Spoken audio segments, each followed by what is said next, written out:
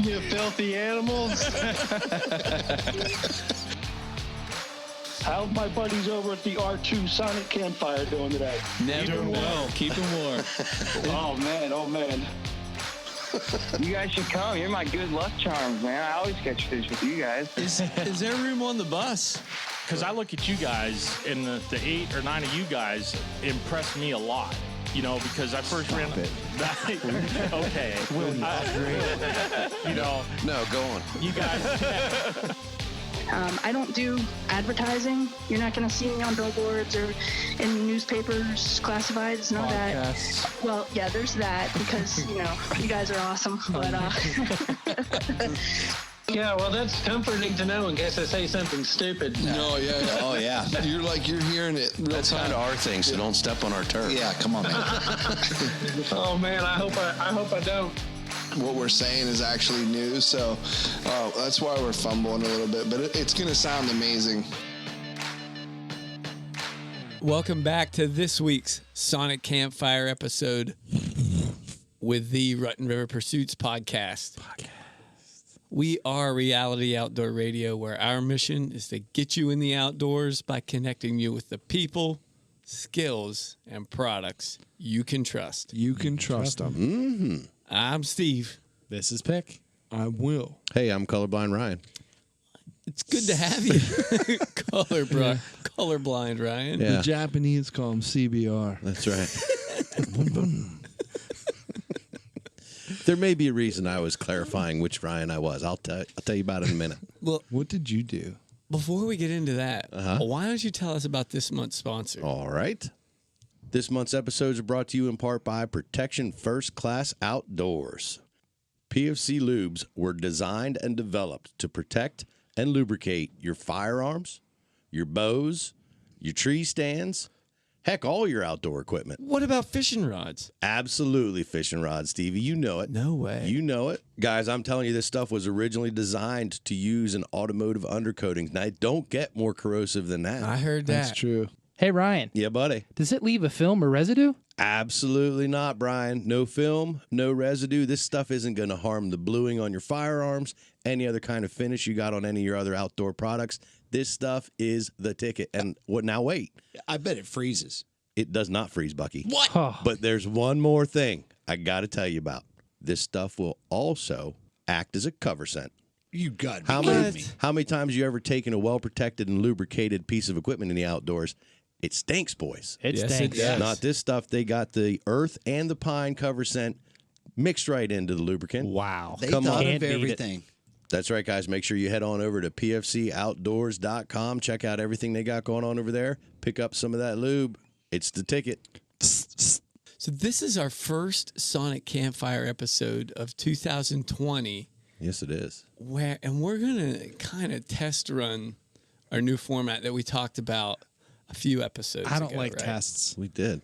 Yeah, well, you don't like tests. Pick has a hard time passing them. Yeah. Oh, this is not. There's not pass. Oh, okay. Fail. All right, all right. It's pass. Okay. It's pass. So it's We already passed. we already passed. Okay, good. We All already right. passed. I like So those far, tests. it's my favorite But like- test ever. Like we talked about, we're That was going to easy. bring on some past guests who are subject matter experts, Okay. and We're going to give them Little deep actually dive.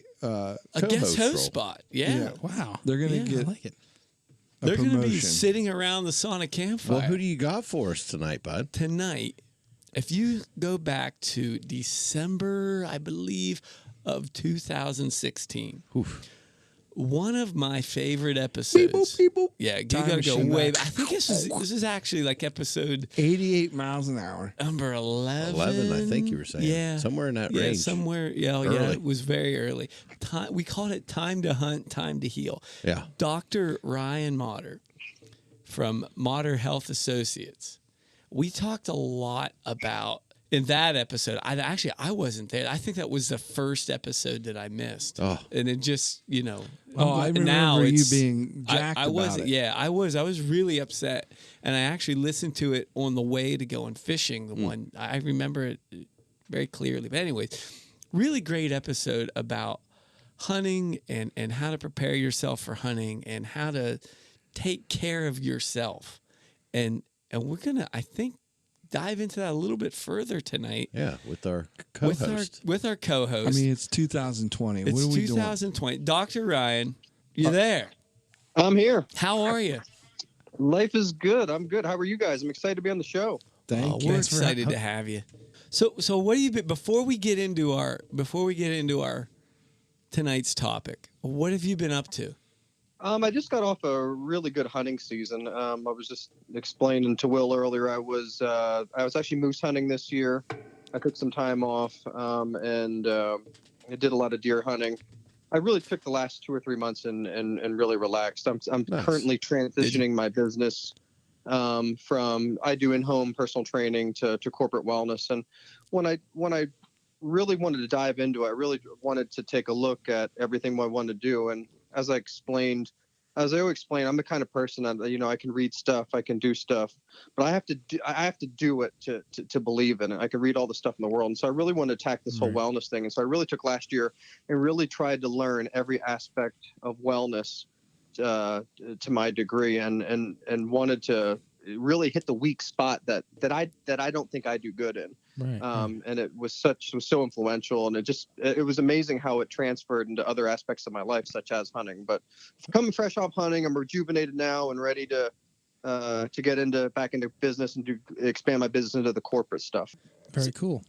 So when I hear wellness, I think cut out chocolate and high fat fast food out of my diet, and that's wellness. Pringles Yeah. and what I'm sure there's more to it than that, right? There is, and I really kind of created my own. You think about these pie charts and these graphs, and I think that was basically what I did there, Stevie, was try to figure out what is wellness to me, and what are the main components of it. And so I kind of came up with things like, spiritual and emotional and mental and environmental, is there lead in my water? And physical, of course, and nutritional, as you're talking about. It really tried to put them into categories and understand all the influences and variables that affect all that. But there's main ones that we don't touch on. And for me, it's always been really the mental component. Not that I don't think I'm mentally well, but I think it's a big part of society that people don't address. I always use an example. One of my best mentally healthy, sound person, I'll never forget this. He's from California, so they're kind of, they're a little more advanced than we are. I'll never forget. I was with him for 2 or 3 years. I'll never forget him saying this to me. He goes, Jeremiah Dowdy won't argue with that. Yeah. He said, I had a great session with my therapist this week. And I started laughing. I said, why do you see a therapist?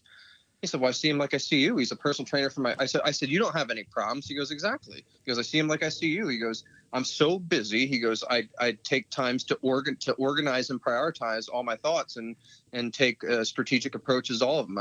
I never thought about it like that. So he pretty much saw his therapist as a personal trainer, not as, there's main problems. And so I really changed my philosophy and implementation with training really with that too. Wow. And really try to hit on major things and, stuff that, I went through and Will went through and, major tragic things that how do we take behavioral approaches to understand life-changing things. Sure. That's interesting. Yeah, you're definitely I mean, right. don't get me wrong. I still love the physical part. I'm still as involved in the science end of nutrition and that. But I just, not to get into political thing, but we have to do better with mental health. We don't address it enough, and I needed to explore it more, and that's what I did last year. Gotcha. It's interesting. Yeah. What'd you find out? I learned that it was, it kind of messed me at first as disciplined and as obsessive as I was. I learned that some of my things that I thought was great at was also some of my faults. Like what made me so disciplined in bodybuilding was technically an obsession. So to understand really I work too hard and I care too much. Yeah. Those are my biggest weaknesses. Yeah. To understanding the balance of what that is, to not be too extreme, to know that if I let my hair grow, like that's okay. There's nothing wrong with that. That I'm like, man, am I turned to like this weak hippie? No, like I'm healing my mind. I'm restoring my mind. And I got to tell you, I haven't felt this clear in a long time. Because I always say one of my favorite books I've read was called Your Body Keeps Score. And I've had years of grinding. of gymnastics training, of getting a master's degree to a PhD. And I never really let it soak in to like get a new set point. I was just grinding to what? You know, I have to have different plateau points where I just kind of settle down a little. And I think that's really important. I'm working, my people who are really kind of overachievers right now, I'm really trying to implement this strategy, and I'm really getting a lot of good gains with them as well. It's interesting. So, yeah, but like I said, at first it messed with me because I thought, am I trying to create this new excuse of being lazy? Because that's not me. That's not who I am. And interesting enough, like even all my, but it's easier for me to eat better, and my weights are better than they've ever been. It's strange. That like one of my favorite things I'll ever say is Berkeley, which is our most prestigious, most advanced neuroscience school in the world, and they claim we know 5% of our brain. What does that tell you? Right. Pick knows 6%. There's 95% that we don't know. That's what I know. 94 for you. Yeah. I don't know if you're good with math, but that's what he lacks. Yeah, you know, there's, and I learned this from years of working with people. That there's prerequisites to things. If somebody tells you what to eat, sometimes you have to do A, B, C, and D to get to, you know, X, Y, and Z. There's all these things you got to do before to get to that, and I think that's a lot of reasons why people don't get to the stages of being more physically active, is because they're not addressing these things, these behavior changes. That's very true. There's always I think I can say that with confidence. There's always a limiting factor to before you can get to a goal, or before you can be comfortable in an uncomfortable situation. You know, there's always something that's going to block that, and it could be something very simple, or it can be very deep and emotional and you know. Like, well, a lot of times that's why you see, you know, this is the time of year where everybody makes their resolutions, right? And I'm going to change my life, and this is where you get those. The yo-yo diets and stuff. People are they're going to drop a bunch of weight, but they're going to put it right back on, if not more. Right. You have to. It's a lifestyle thing. It is. You have to change more than just the physical activity that you're doing. So I see what you're saying. Even though I'm not as advanced as a Californian, I see where you're going with you this. got a ways to go to get to that. Yeah, level. you know, and that comes back to the word I use all the time is sustainability. If somebody says they want to do something, I'm like, okay, can you see yourself doing that 10 years from now? Then I don't want to do it with them. I want something that changes a person, that evolves a person, that sticks with a person. Everybody, you know, you can call it quick fix. I just call it a waste of time. I really, what I try to do is and really help become that individual and understand what they're doing and what their goals are, and really create a path for them. And that's, you know, that's one of the things you guys want to talk about was goals. It's something I think I really learned last year, is to find a lot of people don't know what their goals are. You know, what our goal? I help create goals with them and understand different tiers of goals. You know, have, like Will said, have a goal that you have absolutely no doubt in your mind you can do. This might be the easiest thing in the world. I can drink 1 bottle of water every day for the rest of my life. Okay, that's one I'm going to do. Then I'm going to give you another one. I want a goal that you think you might be able to do, but you're not sure in a year's time. Say it might be a handstand. You would love to do a handstand. You think you might, but you're not sure. And then I want you to have a third goal that seems it almost seems like a dream, but it is about as impossible as can be. I want you to have them 3 goals. And then within that year, we every January 2nd, and I do this with everybody. I've done this. Where are we at with them 3 goals? I guarantee you get the first one. Sometimes you get the second one. Sometimes you don't. But if you don't get it, you definitely get it the next year. And the third one, as far as away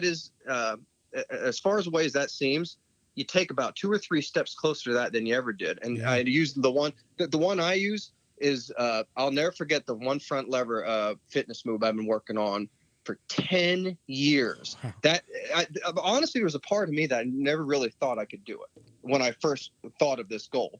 10 years, I finally did it last year. Wow. And I got inched away at that. And I just think that's just a philosophy and way of life. How I try to teach people now is help create a journey for them, that they're constantly active in motion. There is no set place of a goal. You don't hit a goal and then you're happy. It's a constant reevaluation, a constant dynamic change in structure, and refocus points on all 3 of them. That has been my main change, I think, the last year, is implementing that ideology.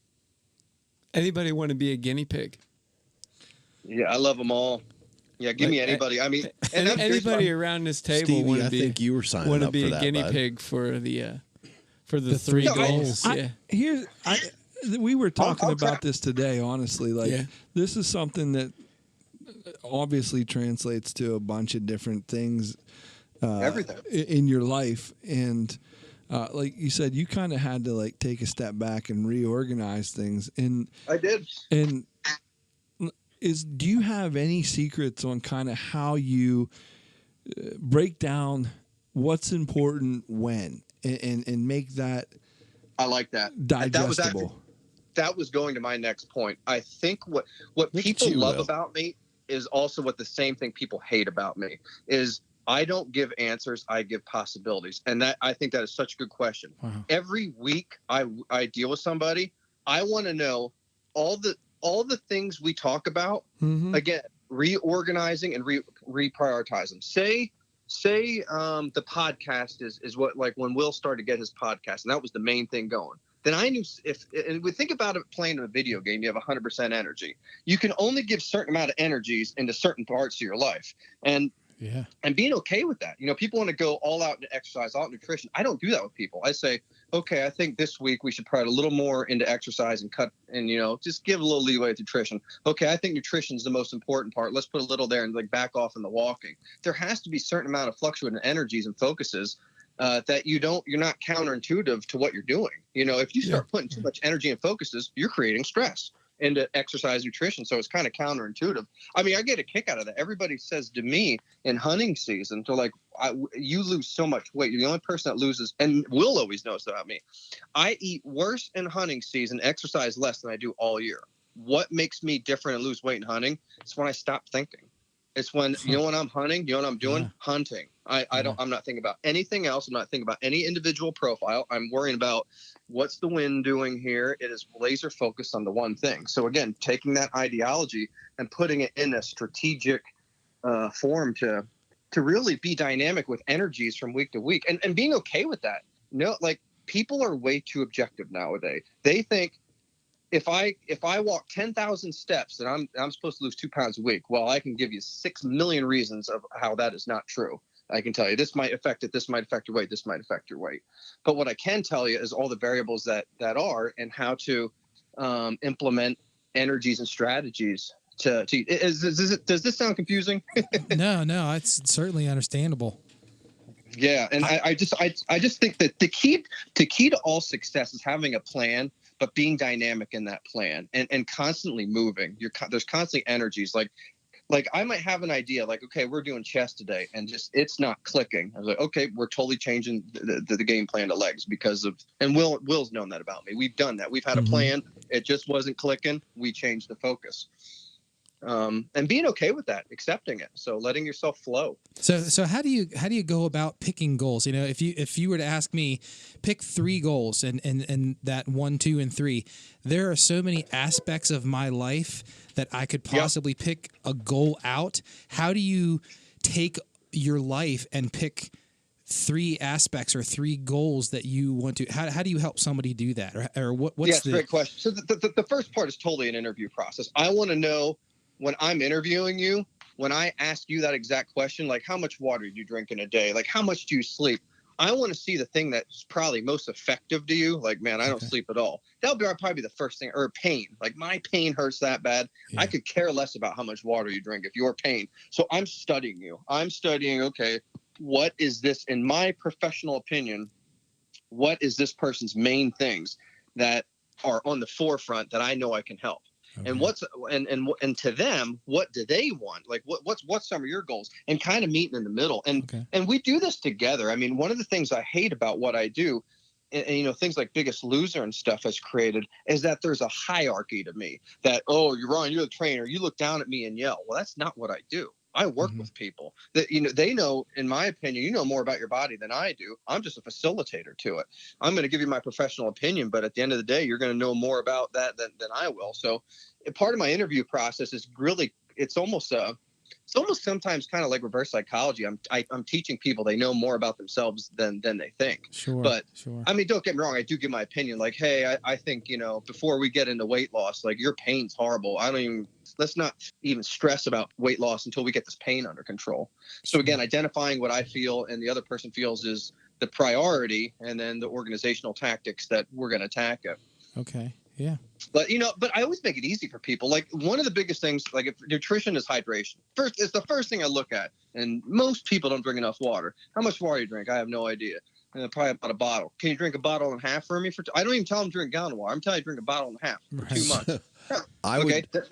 I'd be an excellent candidate for you as far as that one goes. I'll jump in here as a guinea pig, Stevie, because I drink 0. Really? Yeah. I get my water through coffee in the morning, Diet Pepsi through the day, and beer at night. That's a song. That would be the first thing I'd work with. And it's usually the first thing I work with anybody. Coffee in the morning, soda in the afternoon. Yeah. It's a country song. I'll never Beer in the forget. afternoon. I'll never forget my Canadian friend said that to me one time, because that's the way that. But he said, the only thing I drink, he says, is coffee, whiskey, and every now and again some water. So that's I'm used to hearing that. But yeah, it'd be the first thing I tell you to do is, can you drink 16 ounces of water right when you get up? Anybody can do that, and just that's your water for the day. And then when you start feeling, and then what I try to do is create a relationship with that. Hey, do you notice you have a little more energy? Hey, do you notice you're going to the bathroom a little more? Like, yeah. And then start developing like the reason why you're doing that. You tell somebody to drink water, but they don't know why.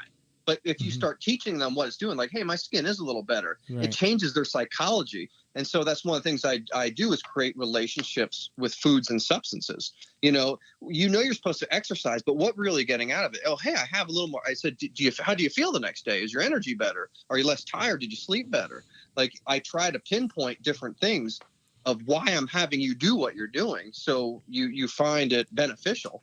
Anybody can tell anybody to drink a gallon of water, but if you're used to not drinking any at all, that's bad for you. Your organs are going to have no idea what to do. Why? Because it's so used to pulling water from technically diuretics, beer, coffee. It's technically savoring any kind of hydration is. So if you start drinking water, what's the first thing you're going to do? Go to the bathroom right away. Why? Because your organs are going to have no idea what to do with it. Well, now I can tell you this again, as the guinea pig in this scenario, I don't have a problem going to I make the joke that I go to the bathroom like a pregnant teenage girl at a keg party. Yeah, like I don't know if I just have a little bladder like Probably. a chipmunk or what my situation is, but I don't have any problem being hydrated. And I'm hydrated too, because I understand the color difference and all that fun stuff. Bladder. Yeah, but yeah, like old Austin chipmunk bladder Powers Ryan. during the unfreezing process. Yeah, and don't get me wrong. I mean, everybody here is relatively young. That only lasts, your 20s, 30s, 40s. You don't really gauge much. I see them major changes when you start hitting your 50s. Not to saying that it's okay what you're doing, but you get your body's a little more resilient at that age, but it will add up. Trust me. 50s and 60s is when I really start to dissect that stuff a little. But I encourage people to make the change now so you don't have to deal with it. But you still might be more dehydrated than you think. Just because your body's adapted to it doesn't necessarily mean you're hydrated. I have a lot of things about me that are going to catch up pretty soon. So Me too. It's just one of those deals. Hey, I say it all the time. It's not the strong that survive, not the smartest that survive. It's the ones most adaptable to change. So, and one of the things that I work with people is creating awareness within themselves. Like, there is always something to work on. It's hands down, I think, one of the neatest things when I start working with people is creating this awareness. What sometimes it's like, I'll never forget, I met a client last year and they said to me, it was the first I ever heard it, but it was neat. She said, "You're going to think I'm crazy." Why? She goes, "I lost 60 pounds 3 years ago." She goes, "And I hated it." She said, I knew more wrong about me than I did when I was 60 pounds heavier. I said, "I know exactly what you're talking about." The most advanced people I have, putting myself in there, I know more wrong about me than I do a 500-pound person sitting in a chair. And I sincerely mean that. The more advanced you get, the more awareness you create, and the more problems you find. And it's a beautiful thing. It sometimes it overloads people. It's like you're never going to be perfect. It's impossible. But constantly achieving these excellent barriers over the course of time is the most beautiful part of life. And really why I've been changing this philosophy. I understand that. Like I think at one point when I was doing my bodybuilding, I literally thought I could have a perfect body. I can't explain to you how far away from perfect I am. Like, it's ridiculous. Like the better I get, the more problems I find within myself. And it's good. It's great. It constantly keeps me in motion and moving. Right. I have a. Go ahead.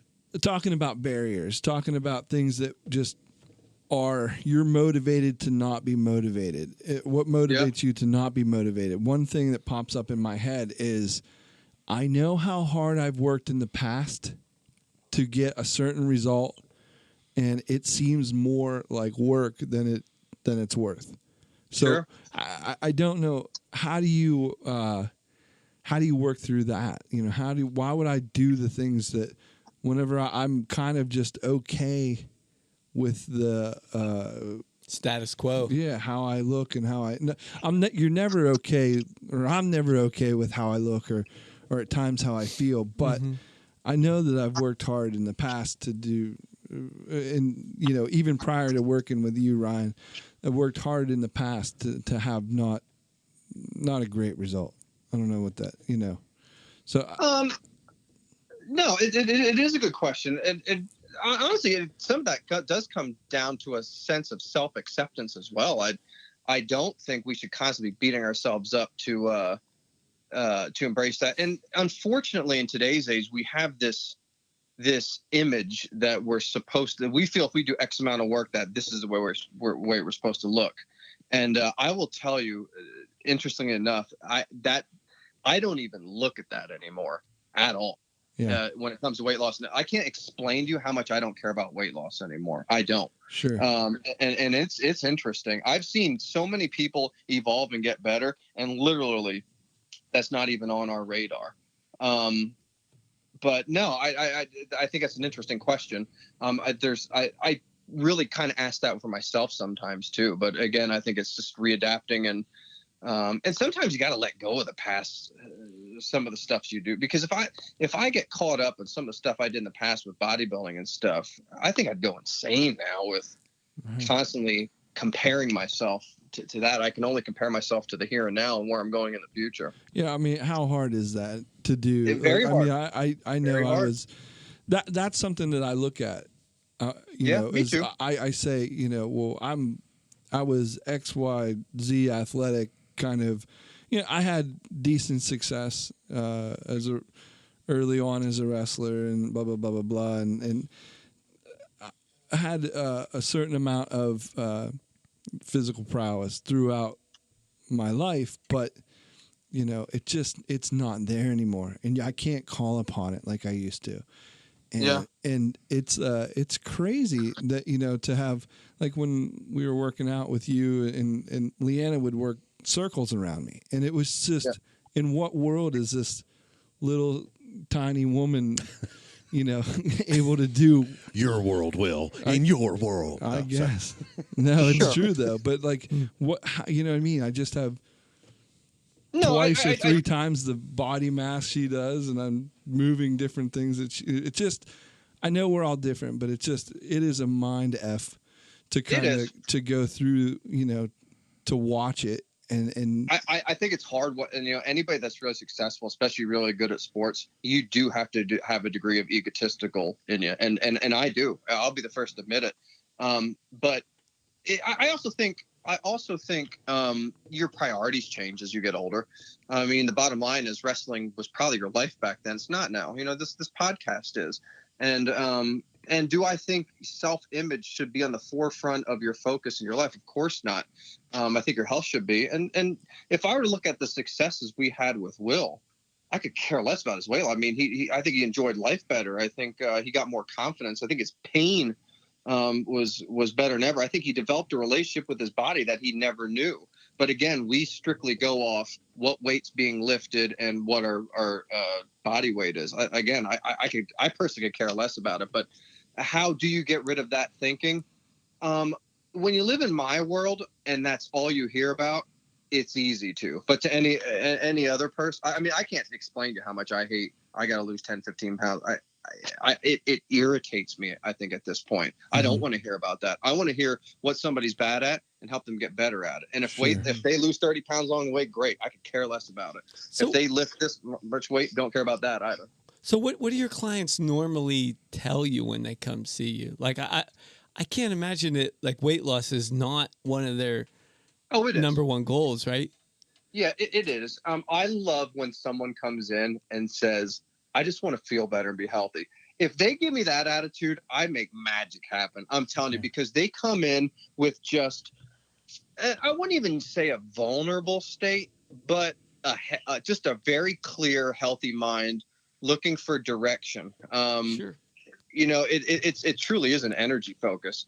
And I got to tell you, I use it all the time. I have a guy and a girl in their 60s, and they continue to get better. It's fascinating.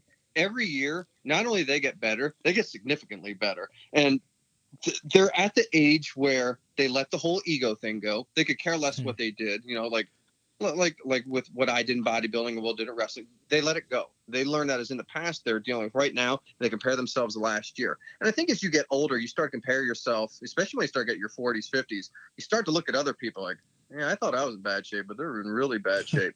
I do that a lot. Pick put his football pads on the other day.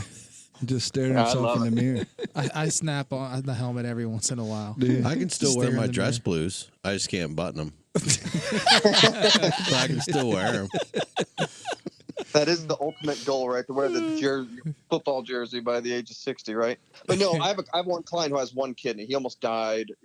He has done things in the rings that he never could do when he was in his 20s, and I just think it's so fascinating. I just had a girl do a handstand at 58, and she never did a handstand in her life. And it all started with simply like sitting up and down in a chair, and they just got better every single day at it. Like, they went from sitting up and down in a chair with a 5-second cadence 10 times to 20 times. And then 6 months later, they could do a negative push-up. And it's just slowly. And again, it is, you have to let go of the past stuff. I do think that's a negative barrier, Will. I do. I think if you constantly think like, this is the way I used to be, it'll drive you nuts. And I went through it. I get it, because I was that person. But I think that was one of the things I mentally cleared was just really trying to be a little bit better every day, just in any aspect, and know how transferable that really is. I can relate to that to some degree. I'm on the downhill side to 50, and I've been the last year. I've been. This is the most I've ever deadlifted. No, that's not true. I've removed myself from that. High school, college, football player, and people are asking me, what do you want to lift? I attend a gym. There's probably 4 to 6 guys of us every Tuesday and Thursday, and I'm listening to what you're saying and how things are goal oriented, and I'm sitting here right now, and that just this small aspect of my life, I really don't have a goal. I go there, I work out, I enjoy the camaraderie, I enjoy, the exercises, and there's a strength and conditioning specialist that designs programs for us. I don't know what they are because I don't look at them until we get there. So when I get there, I exercise and lift to lift. I don't have a goal. What would you tell a person like myself that doesn't have a goal? Just says, I want to do this every day. I don't necessarily think that's a bad thing. It sounds so cliche of me, but if that truly what makes you happy and it keeps you in motion, I couldn't be any more for that than anybody. I think an overly obsessive approach to take deadlifting is a prime example. I got to get stronger deadlift. I did 200 pounds. I did 250 pounds. Where do you stop? You're not going to be 80 years old and deadlifting 7,000 pounds. It's not how it works. But I do encourage not with that kind of to have goals. Right. Period. 6% of your brain. I think it's good. I think it's good to have lifting goals. I really do. And it doesn't necessarily have to be this weight for this period of time, but it could be like X amount of times a week, or maybe it is a weight loss goal, or but again, it's very transferable. Say your goal is to have a better marriage or have a better thing in podcasting. Your lifting can help enhance that. So again, it's very transferable. Right. People get too obsessive on the numbers. Like, I'm going to get better at deadlifting for this. Like, make a different goal your kind of knight in shining thing, and let these other, in my opinion, accessories enhance that. And lifting could be one of them. Yeah. But you don't have to have a lifting goal. I don't think. Other fitness professionals probably crucify me for saying that, but I don't think that. Some of the healthiest people, I say it all the time, there is zero, and I emphasize zero empirical evidence. None. From a journal, from a PhD, there is no empirical evidence that shows that heavy extreme lifting makes us live longer. There isn't. It doesn't exist. There's only one thing that does prove us moving, period. Yeah, I think exercise is the most overrated cliche thing in the world. We're meant to move, period, at a slow, long pace, long period of time. That's it. Anything else on top of that is great. It's exciting. It's fun. I enjoy it, but it's not needed. It doesn't, it doesn't, you don't have to have deadlifting X amount of weight as your goal. But if it is something that's important to you, I'd help create a goal with you and be like, okay, what do you want to do? Do you want to have, the smaller jeans? Like, find out really what it is you're doing to try to create these lifting goals. Yeah. Like, and the older I get, I see, family members and friends that their health is deteriorating and they're not able to do the things that they wish to do because they probably, they could have helped themselves a little bit more years ago. And so I'm at the mentality now, at 46 years old, when I'm 66, I want to be able to do some of the things that my mind is going to want to do. Yeah. So so like you said, it just, right now, when you said, having a goal of X amount of pound lift, my goal really is just to try to make the gym twice a week as consistently as I can. There you go, and have that transferable too, so you can continue to do the things you want to do. Kind of what you said. Right, that would be there's your first goal. Like one of my neat success stories this year was he was actually I always thought. He was actually my best teacher. He's my high school teacher, and I always looked up to him. And he became a client, and that meant so much to me. It was kind of a neat, kind of full circle life thing that just meant the world to me. The teacher became the student. Yeah, nice job, Grasshopper. And he retired, and he told me, he said, doing what I'm doing with you, he said, it's almost like starting a new life. He said, because he goes on hunting trips all the time. I mean, he hunts everything. He hunts stuff. I don't even know what it is in his house. I mean, I never even heard of it. An ibex. He told me, like he shot it all. Dick. He said, what he's doing with me now, that is his incentive to do it. He could care less what he lifts. He wants to be able to go more hunting trips. He wants to be able to drag a deer out, and he's doing it. He said, I haven't done some of this stuff in 20 years. Yeah. And it was funny when he first came in, he was like, you used to be able to bench this like in football. I was like, no, could care less about that. I want to see how good you can get off the floor. I want to make you, and to your point, it's one of the biggest things I've studied in exercise. How far away from fall risk can we make you? And that goes for everybody. Yeah. How far away? If I ever slipped and fell on ice, I knew exactly what I do. My body would react that quick. It wouldn't do nothing to me. But most people aren't like that because they're so off balance. They have no idea what it's like to be in a different lunge position. Take Will. If you ask me, what was my main thing I first worked with Will? I could care less about his weight loss. It was his pain. I wanted to get his pain under control. Could care less about anything. That was my first goal with him. I wanted him to feel better so he enjoyed life better. Sure. That was the so I love what you said about you identifying this and want to be able to do more stuff. I think that's the greatest goal there is. I can tell you my fall risk probability changes the more drinks I have. Towards evening. Yeah, mine too. Later in the evening, it becomes a lot more probable. Makes sense. Matt checks out. But no, I do think it's important. I don't think goal setting has to be as simple as writing this stuff down on a paper. If that's what works for you, and you put these memes on your fridge and car, great. But I'm not like that. But I do have mental goals I have all the time in every aspect of my life. But they also don't run me. There is a balance barrier that, because I have met people that are very, again, they're very calculated with their goals, and if they don't hit, you can hit goals in many different ways without your idea of it, and that's a hard thing to explain. But I see it in exercise. People think I have to run a mile in 6 minutes. Let's use that example, and let's say they never get that, but their stride's gotten better, their pain's gotten better. They have all these better things that happened other than they got 6 minutes in a mile. So. Yeah. Being flexible with your goals, I think, is important too. Yeah. Ryan, one thing we were talking about today as a group was something that I personally struggle with is when I set goals or when I have an interest in something that I just get totally 100% absorbed in it, and everything else just gets neglected.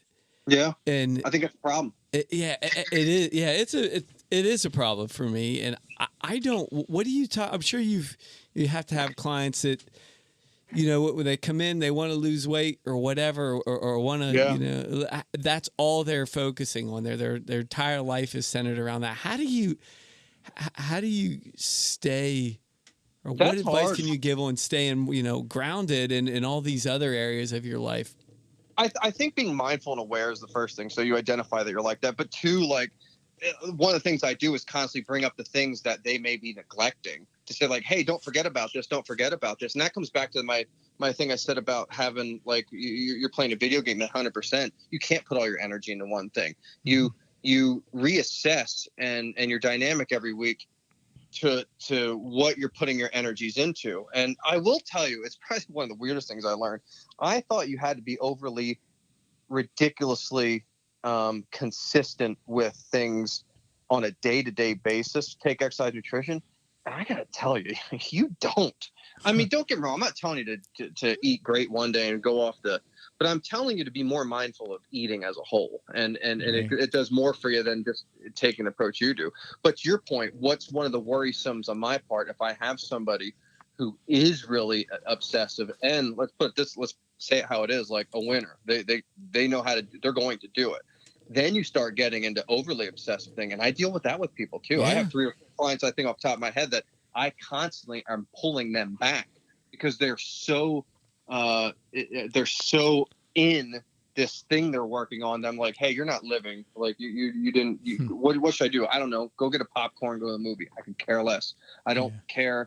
I don't want you running 5 miles tonight. Like, work out with me. Like, they're so obsessed. So that's a problem too. So it is that balance. Stevie, what's a stress for you? Like, what are you feeling that? So I'll give you an example. So I realized towards the end of last year and last winter, I was playing with my kids outside, and I started getting chest pains, like from just being, overexerting myself. I don't know. We were playing in the snow, and I was running around it, and it just made me realize, that I ate terrible. My nutrition was terrible. If I wanted it, I ate it in whatever quantity I wanted. It didn't matter. Sure. And I probably gained 15 pounds since high school or something like that, and I'm 40 something. So it didn't really affect my, I gained 2 Stevies. My weight very much. So I never really thought about it. And so towards the end of summer, for some reason it just hit me like I gotta stop, So I completely cut out sugar, like almost 100%. Like it just completely, and just stopped eating fast food. Just completely turned around, what I ate a couple weeks ago. My kids like to go to Dairy Queen. We would go to Dairy Queen once a week or something like that. And we were at Dairy Queen, and everybody's eating ice cream, and I didn't get anything. Yeah. And like my wife, she's supportive, but said, I don't like it when you're not participating. Yeah, and that kind of made me think, geez, am I taking this too far? Do I really need to not eat a before I get, the extra large Blizzard with double extra peanut butter cups, and all that stuff. Now you're talking. I'm not big into. I don't like labeling. I don't say. I don't believe in this. This person is this. Let's call you ADHD. Let's call you obsessive. I am. I'm all of those. Yeah. But what I would say is you're extreme. You go from one thing to the other. Yeah. And one of the things I try to do, and I've dealt with people like this that said that's just how I am. Well, personally, I don't believe that. If even anybody with the total amount of extreme that was willing to change, I've really done that. And so, do I encourage you? What would be the first thing I'd be interested in? Well, being the fact that you felt bad, and now that you did all that, lost weight, I would really encourage you. I would love to see like what your blood level numbers are. I would say, okay, why don't you get a physical, Stevie? Let's see, and we'll show you like, hey, your sugar is good. All this, and I'd say, you know what, Stevie? Part of health is being able to sit with your wife at kids at Dairy Queen and have a couple licks of a snow cone on a Friday night. I'm not telling you that every night. I'm telling you to be with your family, embrace and engage in the moment, enjoy every lick, but have control over it. That would be my next goal for you. That may not be my goal for you now. And I'll use an example of a client I had one time from Louisiana. She was with me for a good period of time, and she was ridiculously obsessive. And she told me she was like that from day one. And I said, I never said this to anybody. I'm going to say it to you. She said, what? I said, I don't want you to weigh yourself. She goes, what? How do I know it's working? I go, trust me. I want you to do this. So we start dissecting some of the stuff we talked about, start drinking more water. We knew that, in Louisiana, they have the worst mortality rates there are. They live less than. They eat terrible, fried food. They drink soda. She drank soda out of the womb. I said, I want you to start taking a shot of soda. She drank 6 to 8 Cokes a day, every day for her whole life. She was 40 years old. She goes, I totally want to cut this out. I said, I don't necessarily agree with that. She goes, I want to. I said, okay, I'm going to support that. So she did. She went from doing exactly what you said, a ridiculous amount of sugar to none. Yeah. And you just saw her weight fall off. And I said to myself, man, she's down 22 pounds. And I was watching it. And again, I come back to this whole word sustainability. So 2 months into it, I said to her, I want you to drink a Coke this weekend. And she goes, what? You're joking, right? I said, I'm dead serious. I said, one of the transitionary parts of what I do is teaching control. You should be able to have stuff like this and be okay with it. To have a couple licks, throw it away, and be okay. And control is a big word for me. Control of every aspect of your life. That's ultimately how I identify addiction, is when you lose control. When you ate like 5 Rolos and you're like, how the heck did that just happen? You lost control. Yeah. So, and this was the only time I ever did this, Stevie. She came back to me and she said, I got to be honest with you. What? She goes, I can't do that. At least not now. Why? She goes, because when I had one, I had to have 2 and I had to have 3. She was the first and only food addict that I ever met. Really? And that's how she was. And so I said to her, I said, at this point in time, we need to stay away from it. But 9.9 out of 10 people are not. When it comes to health, I really define it so many different ways. And I do think it's important you have an ice cream cone with your kids on a Friday night. I do. I've tracked for the last 5 months. This is to give you an idea how obsessive I am. For the last 5 months, I've tracked every everything that I've eaten every day for 5 months. Wow. I've tracked it just to try to get an idea, And what did you come up with? I'll give you the numbers afterwards, but I can eat a ridiculous amount of calories and not gain weight. Yeah, I believe that. Good calories too, Like I've cleaned it up, but I have to eat a ridiculous amount of food in order to not lose weight. Now I'm just eating every couple hours because it's not ho-hos and fruit pies and.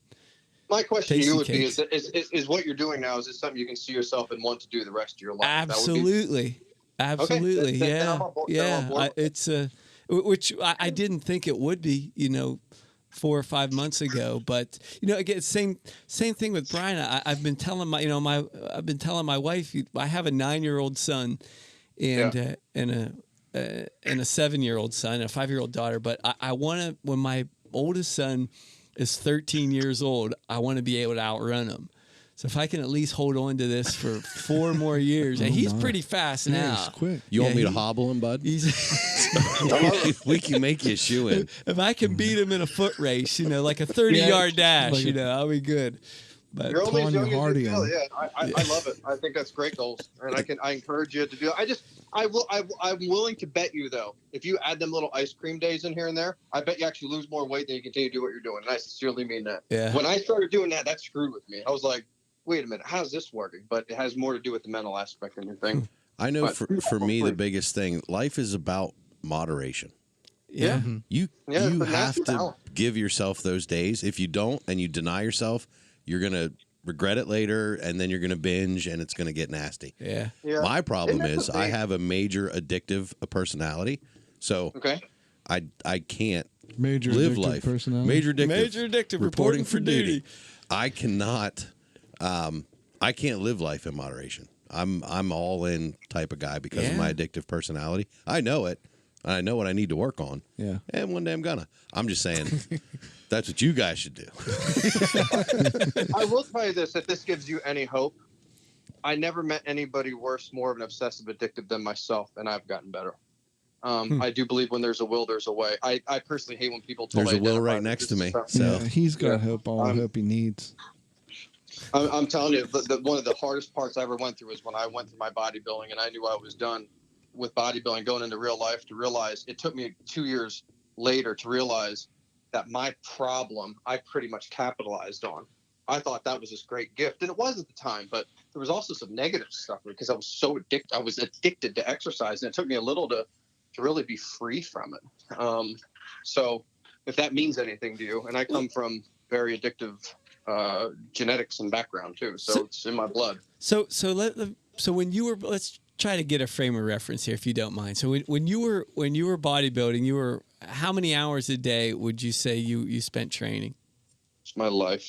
I mean, so, I use training just loosely. If you looked at it as exercise, I would say 3 or 4 hours. But it was my life. In everywhere aspect, I was constantly flexing. I was doing calisthenics, my nutrition. In my opinion, I was training every second. Even sleep was training to me. And how many calories a day were you eating during that? Probably under 2,000, I would guess. No, I was actually, being that I was young, I was higher. It was probably like 2,800, 3,000. Oh, really? But it was just every hour on the hour eating. It was my life. It was like a handful of food, a handful of food, a handful of food. How long did it take you to like that? That becomes a habit, And it was my life. And that's what I said. When I was done, I'll never forget when I knew I was done. I did it for 4 years, and I was good at it. 4 years. I was a champion. And I'll never forget, my one buddy called me, and I probably told Will the story a million times. My one buddy called me and goes, "Want to go see Ghostbusters?" I knew, I calculated it had to be this amount of time, this amount of sleep. And it was 4 weeks to a show, and he asked me to go watch the Ghostbusters. And you know what? I wanted to see the Ghostbusters and eat a thing of popcorn. And that was the first I ever felt that way. I remember feeling so guilty. And I'm like, oh my God, you're weak. Who are you? You're this weak person. And realized, man, I was human. And right.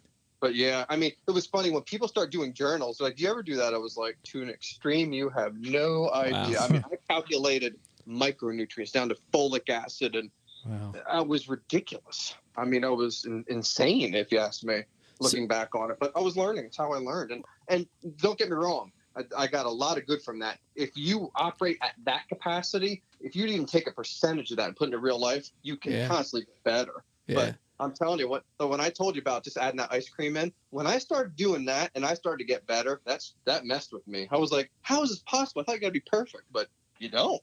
How long did it take you to break that I don't know, we call it a that bodybuilding mentality? How long until you were? I don't think I ever have. Really? To quote the great Schwarzenegger, I'll never stop bodybuilding, but I stopped competing. So it's always in me. Yeah. I'm always looking to advance my body, to see this part of my muscle. Will knows that about me. I got to do a move that I never did, and I have to constantly be in motion. So I still think I'm bodybuilding. I'm just evolving. I was so excited to call myself a gymnast, and that was my last goal. I wanted to be a bodybuilder to a gymnast, and but I think I'm still a bodybuilder at heart. But to that extreme, could I do it anymore? No, I couldn't. I wish I could, but I just think I broke something inside of me that I'm not sure if can be healed. I think that when you do push yourself to an extreme, when maybe you're not ready to go that far, or maybe it is the end of your rope, or whatever that is. I just find it to be so much harder to go back. It is. Like it's 3 times as hard or 5 times as hard, whatever that is. I think it's, like I said, when you realize that you did this much work and got that much out of it, is it really worth it? And your body, your mind, everything, like you said, I think that what is good has to, way, but you're right. Has to change. I'm way past that. I'm way past that negotiation. Before I drafted, there's no way I could do it. I know I couldn't, not to that extreme. But you're right about that. And think about anybody that's really done anything like that. Whoever really came back and did it. Nobody has. Tyson tried to, and anybody. When you hit the peak, you can't go back.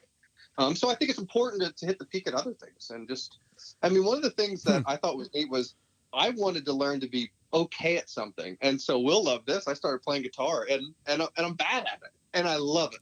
That's true. I love that I'm bad at it. It's true that he loves it, or true that he's bad? Well, what are you saying? Yeah, no, I am, but I'm okay with it. It was one of the first things in my life that it didn't bother me that I was bad at it. I'd see myself sometimes not even get better for 3 or 4 weeks, but I was okay with it. Yeah. And I think that really helped create balance in me too. So it kind of is kind of counterintuitive to the whole Bruce Lee theory that says, don't fear the man that practices 1,000 different kicks. Fear the man that do I have this right, Will? Yeah, it's the guy that practices 1,000 kicks. One kick 1,000 times.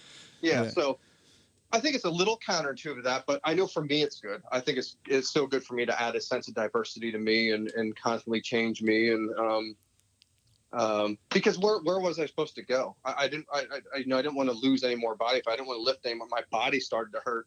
Didn't feel good. So where do you go from there? Yeah. So I think you have to redirect your energies and fitness. The neat part about fitness is that there's so much you can do with it. Somebody, if you can't, like, I met runners. Like, my own client today was a runner, and she's like, what am I gonna do when I can't run? Well, I can give you a million other things you can do in fitness other than running. That's just one thing. You can do band work, you can do gymnastics, you can do yoga, you can do Pilates, and you can be bad at it and watch yourself get good at it. But I think that is important in goals, is to constantly find something you like and see yourself getting better at it. Like when I saw Will, like that was the first thing I wanted to do with Will. When Will came to me, one of my first goals with him was like exercise, because he was so he was so engrossed in exercise before that he hated it. Well, that was my first thing, is I wanted to like it. Let's have some fun. This doesn't have to be so serious. This is not an appointment. It's us hanging out, finding out what you like. Sure. To me, that was a huge goal. You definitely did that. You definitely got me thinking different ways about it, for sure. Absolutely. Yeah, but that all comes back to different goals I had that most people don't think about. That's a major, and I have that with a lot of people. I hate exercise. Well, that's the first thing. Let's find out something you like. There's a million things. And Will he was good at it too. These different body weight things and learning his body and really kind of opened his mind. So that's just one thing. I constantly learn that with other people in many different aspects. The body there's so much to learn about it, and it constantly excites me. Every year this time of year, I get excited to learn more about people. I love when new people come on board, and every new person I get, I learn something totally new, believe it or not. Yeah. And it's so exciting to me. I will never get sick of what I do because of it. It's impossibly repetitive. How much would it cost me to get picked to be a better podcaster? Stevie's gonna have to answer that one. Yeah, he's the financial guy. Yeah. Anyway. First, let's find out what's not working. Everything. I mean, I will tell you this: I cannot use a better analogy in fitness than what you guys have done with your podcast. If you take what you do in your health and do what you guys do with your podcast, you never have a problem. Every single year, you guys get a little better. You get a little fancier. You get a little more evolved. It's no different. It's the same thing. It's exactly the same. No different.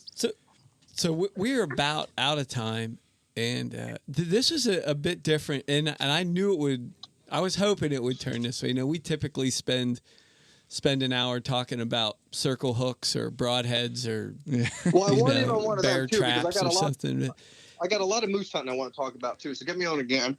Yeah, absolutely. Yeah. We can. If there's so it's January 2020.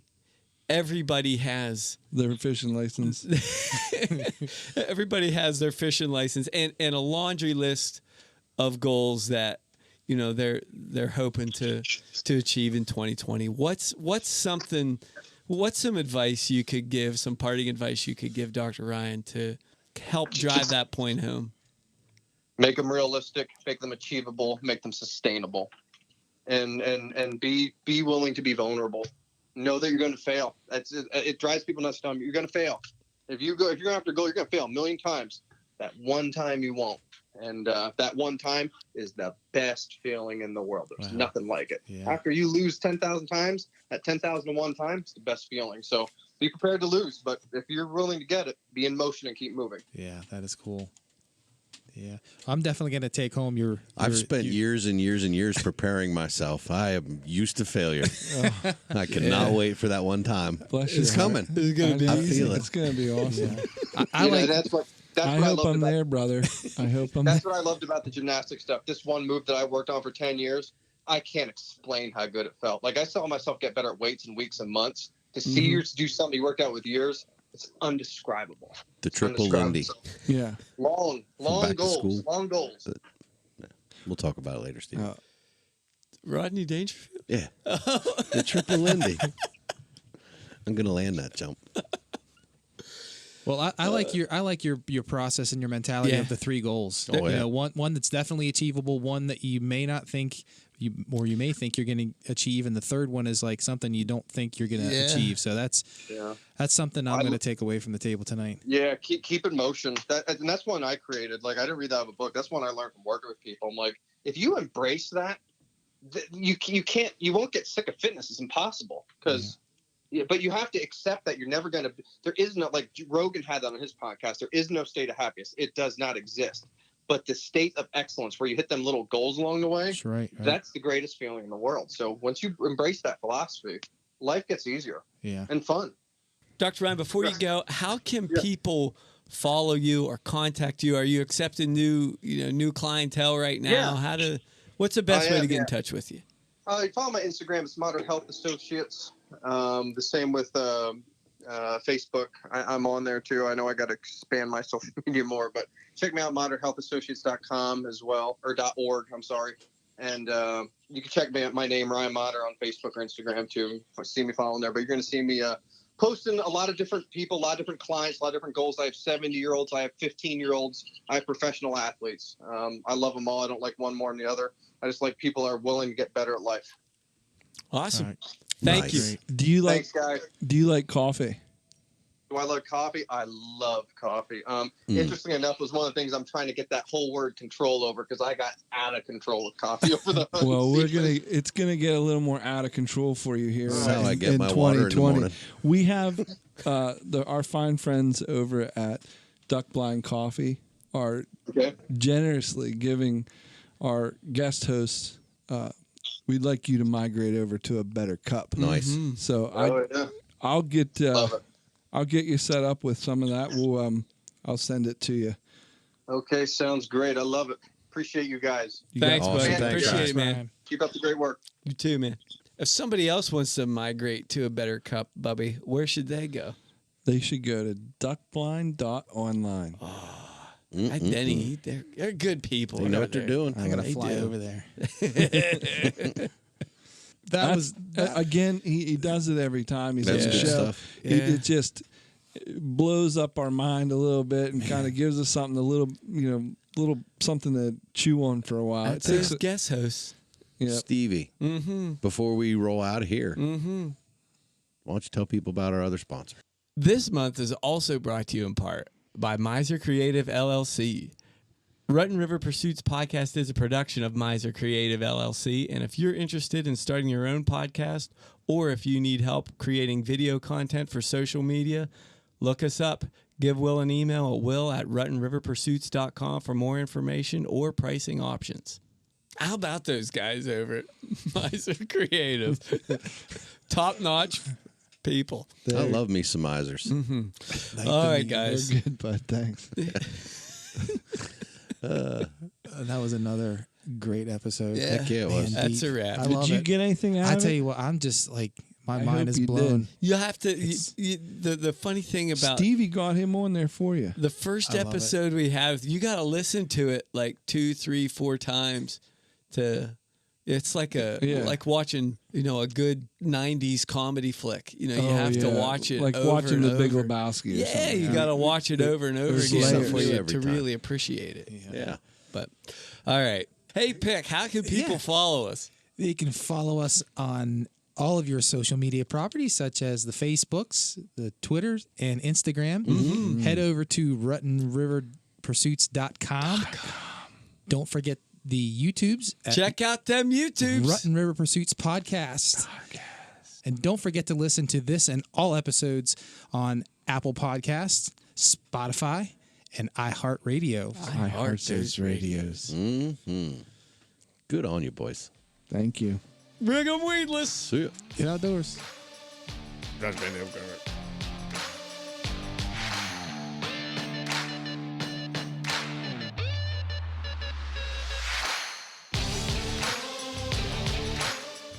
You start to look at other people like, I thought I was in bad shape, but they're in really bad shape. Pick, I do that a lot. Pick put his football pads on the other day. Just staring at himself in the mirror. I snap on the helmet every once in a while. Dude. I can still wear Stare in my the dress mirror. blues. I just can't button them. But I can still wear them.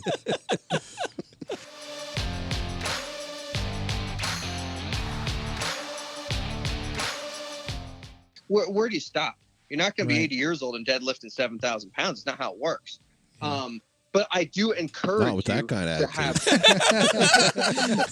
have goals. Right. Period. Using It doesn't 6% of your necessarily have brain. to be like-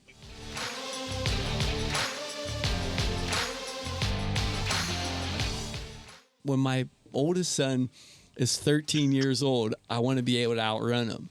So if I can at least hold on to this for 4 more years, and he's pretty fast Yeah, now. he's quick. You want Yeah, me to he- hobble him, bud? He's We can make you a shoe in. if I can beat him in a foot race, like a 30-yard dash, I'll be good.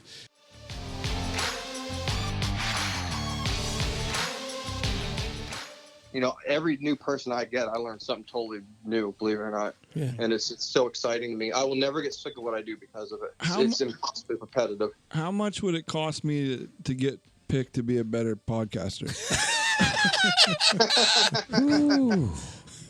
Stevie's going to have to answer that one. Yeah, That's a tall he's the order. financial guy. Yeah.